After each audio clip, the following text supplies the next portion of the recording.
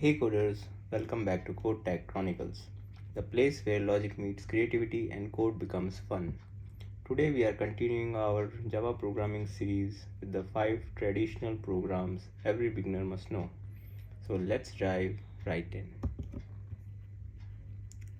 Okay, program number 4. Again, we can relate from the previous video that this is a public class declaration. It's public so that Java can find it. Keyword class to specify this is a class, and then the class name. So our fourth program is to check even and odd number. So let's run this program. It gives the output 7 is odd. Let's understand how it does this. So first we have taken a variable named number. It is of type int. Int number equals to 7. And now we are going to determine whether it is an even or odd. This here is a comment. You can change this to test with other numbers. The comment is something which does not executes, it's just for the information purpose for the developer. Okay, now we have an if statement. If statement is where the program checks a condition, and then based on the condition's output it decides which block of code, whether this block or this block, needs to run.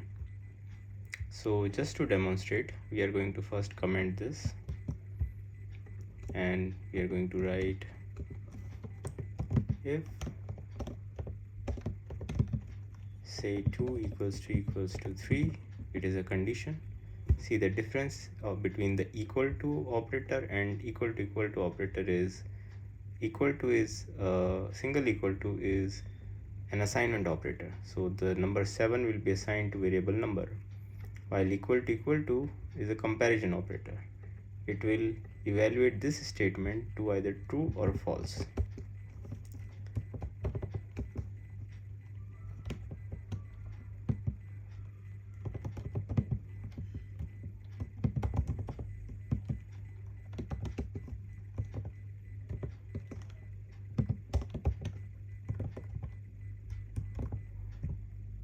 Okay, let's run this program. So you can see it returned false because this, instead of this statement, only this statement ran, and this complete block was ignored because 2 is not equals to 3. If the same thing was 2 equals to 3 equals to 2, then it would print true, because the statement which is written here is a truthful statement. Continuing to our main program of even and odd, the same structure is used here. We have if keyword, then the condition, and then the truth block and the false block. So the condition which we are checking is number modulus 2 equals to 0. So the modulus operator gives us the remainder. So if we just print 7 modulus 2, what do we expect? Let's just care here. 7 mod 2 equals to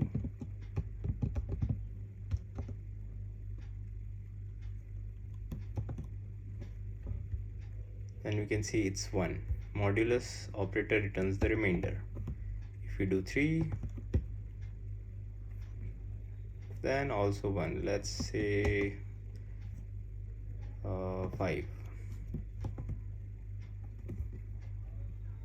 So 7 mod 5 is giving us remainder 2, right? 5, 6, 7.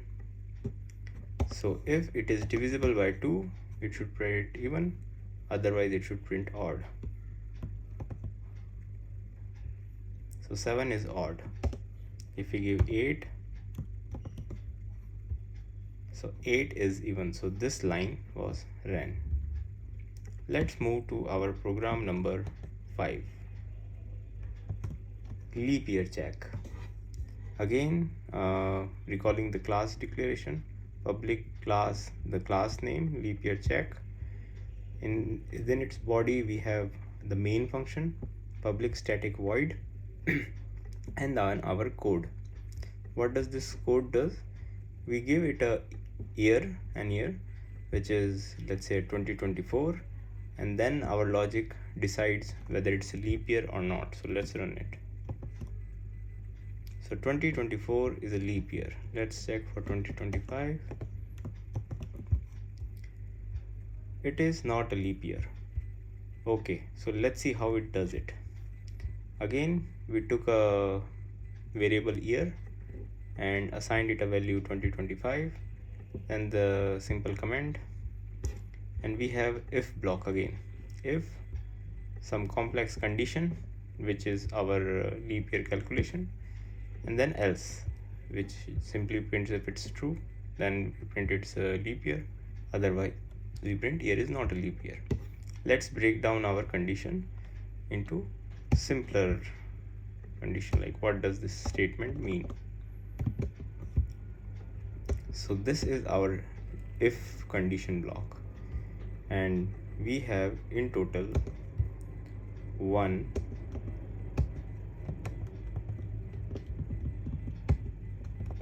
2,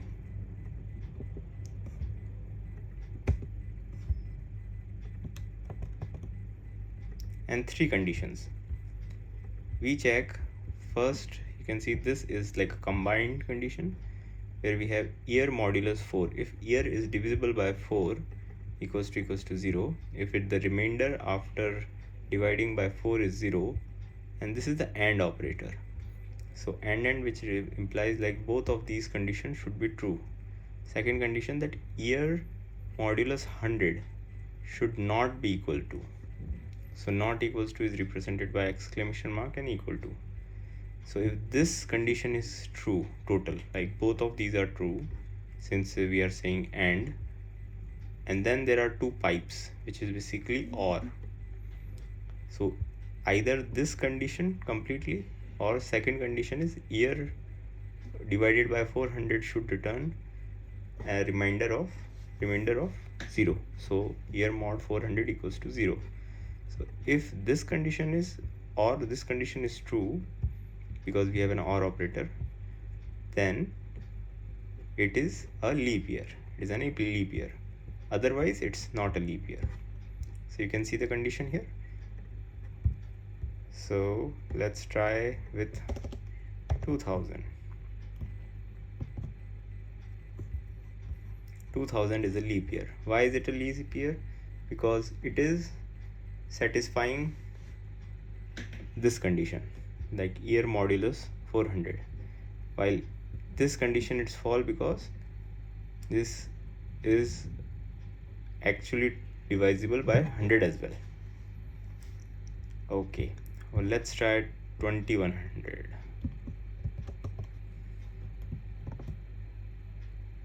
2100 is not a leap year. Why? Because it's first not divisible by 400, so this condition is false. So it tries to see whether it is true here. It is divisible by 4, yes it is, but it is not also divisible by 100. So that's why this condition is also false. So neither of them is true, thus it's not a leap year. Let's continue to our program number 6. Factorial. So now what is a factorial? So if you have a number 5, then the factorial of that number is 5 into 4 into 3 into 2 into 1. In the descending order, we are just multiplying all the possible numbers till 1, which is 120. Let's see if it runs. We have like 120. What if we just say 3? So 3 into 2, 6 into 1, 6. So the factorial of 3 is 6. Let us understand how this program works. So first we have taken our int number 5, then we have taken a long. Long is just a bigger size, like it's just double the size of a number. So an int generally stores 2 to the power 32 bytes, and long will store approximately 2 to the power 64 bits. So long factorial, we are initializing it 1. Then we are using a loop. Now for loop is doing this job here. Like we are going to multiply factorial with consecutively increasing number.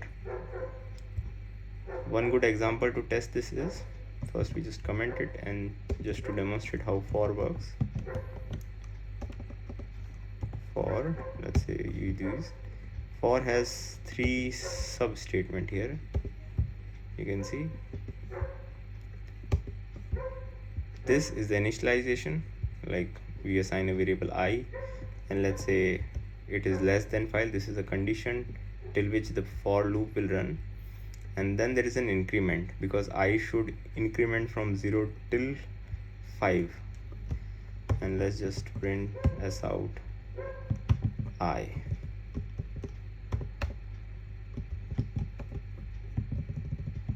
Let's run this program. Let's just comment this, and we are going to run it.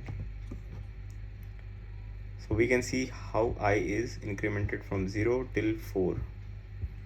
This is our program here. Like for this is what the for loop does. It just runs this body of the for. This system.out is ran 5 times from 0 till 4 for each value of I. When I was 0, then it was incremented, then I was 1, then I was 2, I was 3, I was 4. Now same thing we are going to use for calculating our factorial. Like first we will, let's see the code here. Okay, we have again our for loop here. First statement I is equals to 1. We have initialized our I variable with 1. Then the condition which we are testing till which it will run is I less than equals to the number which we have provided, which is 5 in our case. Then again I plus plus. So like each iteration it will increment the value of I. Then what is this statement? This is like multiply equals to. This is a shorthand for this statement. Factorial equals to factorial multiply by 1. So sorry, multiply by I. So multiply the factorial with the I, the current value of I, and then assign it back to factorial. So here we can see we can actually even print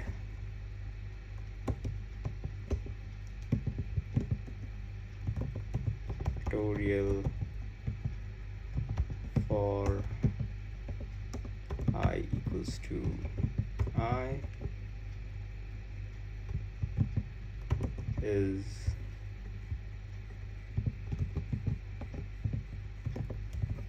factorial. Let's just run this. So now we can see that, let me just make this window bigger. Okay, it's not getting bigger. Okay, factorial for I equals to, when I was 1, factorial was 1. When I was 2, factorial was 2, because 1 into 2. When I was 3, factorial was 2 into 3, 6. Then I was 4, it was 6 into 4, 24. And then finally when I was 5, it was 24 into 5, which was 120. And finally this condition satisfies, like no more longer, like when we increment any further, it becomes false and it comes out of the loop, and it finally prints factorial of the number is 120. Let's take a big number, say 59, Control R, and we can see how big it is. Okay, thank you for watching today's episode of Code Tech Chronicle. Try these out, tweak the numbers, play with logic, and see what happens. Like, comment your favorite beginner program, and subscribe to more code magic. अगर आप भी चाहते हैं मेरी तरह slim waste और toned core जो हर outfit में परफेक्ट लगे, तो ये 6 एक्सरसाइजेस वीक में 2 बार करो और कुछ ही वीक में आपको रिजल्ट दिख जाएगा और आप ये घर पे भी इजीली कर सकते हो। 20 in and out lower abs और कोर स्ट्रेंथ के लिए बेस्ट है। 20 हाई प्लैंक अपोजिट टो रेचेस ऑब्लिक्स और कोर बैलेंस इंप्रूव करता है। 30 प्लैंक हिप डिप्स वेस्टलाइन शेप करने और ऑब्लिक्स को टोन करने के लिए परफेक्ट है। 10 leg raises lower belly fat कम करने के लिए बेस्ट मूव है। 30 बाइसिकल क्रंचेस ऑब्लिक्स को शार्पर एंड एब्स को स्ट्रॉन्ग करता है। 10 पुशअप्स इनटू प्लैंक जैक पूरी बॉडी का फैट बर्न करके कोर को स्ट्रॉन्ग करता है।